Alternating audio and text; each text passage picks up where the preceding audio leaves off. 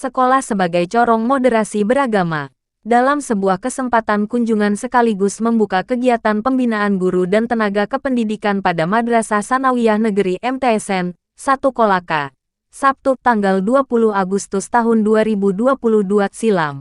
Haji Zainal Mustamin, Kepala Kantor Kementerian Agama Sulawesi Tenggara kini Direktur Bina Kua dan Keluarga Sakinah Kementerian Agama RI, mengutarakan keinginannya agar semua sejarah masuknya berbagai agama di Sulawesi Tenggara dipotret di Geraha Moderasi Kanwil Kemenak Sultra sebagai sarana edukasi, literasi dan promosi moderasi kerukunan umat beragama. Dalam kesempatan itu, Kakanwil juga menegaskan, pembelajaran kerukunan harus dimulai dari dunia pendidikan. Meskipun di madrasah memiliki komunitas homogen dalam artian seluruh siswa dan guru adalah Muslim, tapi kita semua tidak bisa melepaskan diri dari pergaulan sekitar, yang menemui atau menjumpai banyak orang. Keragaman itu tidak bisa dielakkan dan nilai toleransi harus diajarkan kepada anak-anak. Jangan sampai ada anak-anak kita yang bersekolah di madrasah, sekolah minggu, atau pasraman mereka hanya mendapatkan indoktrinasi keberagamaan yang kaku, sehingga mereka melupakan bahwa secara faktual kita hidup di tengah kehidupan yang beragam dari segi suku, bahasa, agama, ras, antar golongan, ujarnya. Hal ini penting lanjutnya. Sebagaimana dirinya sering mengatakan bahwa pendidikan yang tidak menghasilkan insan-insan yang moderat adalah salah satu ciri dari pendidikan yang gagal.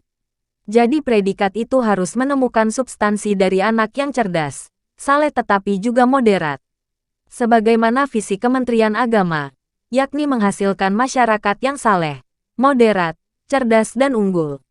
Penegasan yang disampaikan Haji Zainal Mustamin beberapa waktu lalu itu, sesungguhnya sedang mendorong sekolah agama atau madrasah agar menjadi garda terdepan dan embrio penanaman nilai-nilai moderasi beragama. Hal ini penting dilakukan dan didorong agar lembaga pendidikan keagamaan di bawah Kementerian Agama ini akan memberi pengaruh cukup luas bagi kehidupan keagamaan tanah air.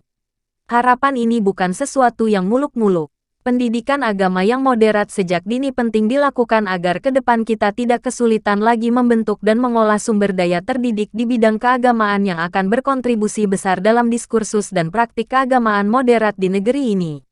Penanaman nilai-nilai keagamaan yang moderat sejak dini merupakan langkah terbaik dalam kerangka pembentukan karakter moderat peserta didik, sehingga karakter ini akan turut mewarnai dan memengaruhi kehidupan keagamaan. Paling penting, pendidikan keagamaan moderat sejak dini, melalui madrasah, akan memungkinkan nanti para siswa tidak mengalami kejut mental ketika di perguruan tinggi, menghadapi berbagai fenomena keberagamaan yang sangat beragam. Apalagi kini masih cukup gencar kampanye ideologi keagamaan yang cenderung anti-moderasi beragama.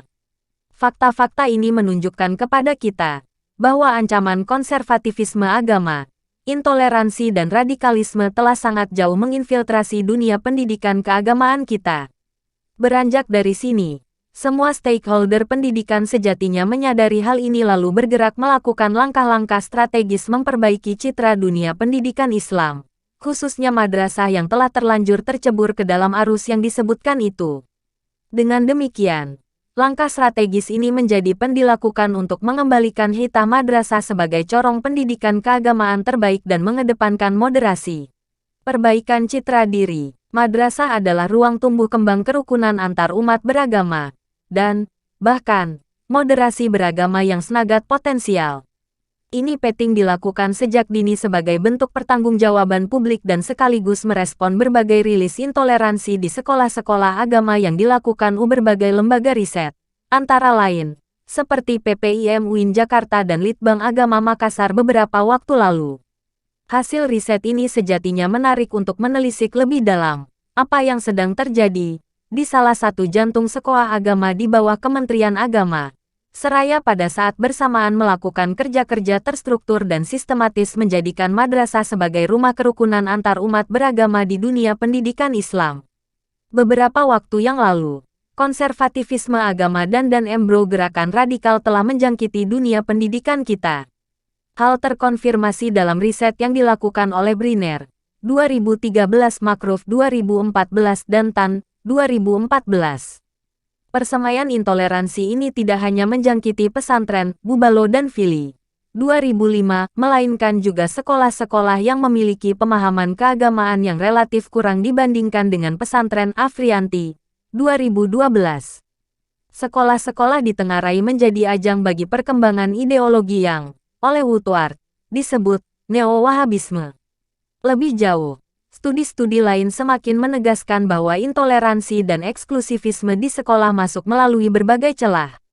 Setidaknya, paham tersebut masuk ke sekolah melalui kegiatan ekstrakurikuler, Maarif Institute 2011 dan buku ajar pendidikan agama Islam PPIM 2016. Selain itu, faktor eksternal, seperti pengaruh radikalisme di dunia maya, khususnya internet dan media sosial, juga berpengaruh terhadap pembentukan pemahaman peserta didik PSBPS 2018. Survei yang dilakukan oleh PPIM UIN Jakarta beberapa waktu lalu mengonfirmasi bahwa faktor yang berkontribusi terhadap peningkatan angka intoleransi adalah guru. PPIM merilis, ada 34% guru yang mengajarkan agama di sekolah memiliki opini intoleran terhadap kelompok minoritas dalam Islam, dan sebanyak 29% guru memiliki opini intoleran terhadap pemeluk agama lain PPIM 2017. Bukti kedua merujuk pada hasil penelitian PPIM 2016 yang memfokuskan pada persoalan intoleransi dalam pendidikan. Hasil riset ini memberikan gambaran bahwa guru memainkan peran penting dalam mewarnai pemahaman keagamaan peserta didik. Temuan penting yang perlu dicatat adalah bahwa banyak guru pendidikan agama Islam (PAI) di tingkat pendidikan dasar dan menengah cenderung berpaham eksklusif dan bersikap tak toleran terhadap kelompok yang berbeda paham dengan mereka, baik Islam maupun non-Islam. Mayoritas guru PAI tersebut menolak non-Muslim menjadi pemimpin publik. Secara singkat, temuan survei ini menunjukkan bahwa opini intoleran guru terhadap pemeluk agama dan kepercayaan yang berbeda adalah sebagai berikut. Bila dilihat skor opini toleransi guru baik dari alat ukur implisit IAT maupun alat ukur eksplisit kuesioner, hasilnya menunjukkan bahwa dengan menggunakan IAT, sebesar 63,07% guru memiliki opini intoleran kepada pemeluk agama lain. Sedangkan dengan menggunakan kuesioner, sebesar 56,90% guru memiliki opini intoleran kepada pemeluk agama lain. Bila dilihat skor opini radikal guru, baik dari IAT maupun kuesioner, hasilnya menunjukkan bahwa dengan menggunakan IAT sebesar 14,28% guru memiliki opini yang sangat radikal dan radikal. Sedangkan dengan menggunakan kuesioner, guru memiliki opini yang sangat radikal dan radikal sebesar 46,09%. Ada 3 faktor yang dapat dikaitkan dengan intoleransi dan radikalisme guru. Pertama, adalah pandangan Islamis. Kedua, aspek demografis para guru. Ketiga, adalah sumber pengetahuan keislaman dan afiliasi kepada ormas. Fakta-fakta ini menunjukkan kepada kita bahwa ancaman konservatifisme agama, intoleransi dan radikalisme telah sangat jauh menginfiltrasi dunia pendidikan keagamaan kita. Beranjak dari sini, semua stakeholder pendidikan sejatinya menyadari hal ini lalu bergerak melakukan langkah-langkah strategis memperbaiki citra dunia pendidikan Islam, khususnya madrasah yang telah terlanjur tercebur ke dalam arus yang disebutkan itu.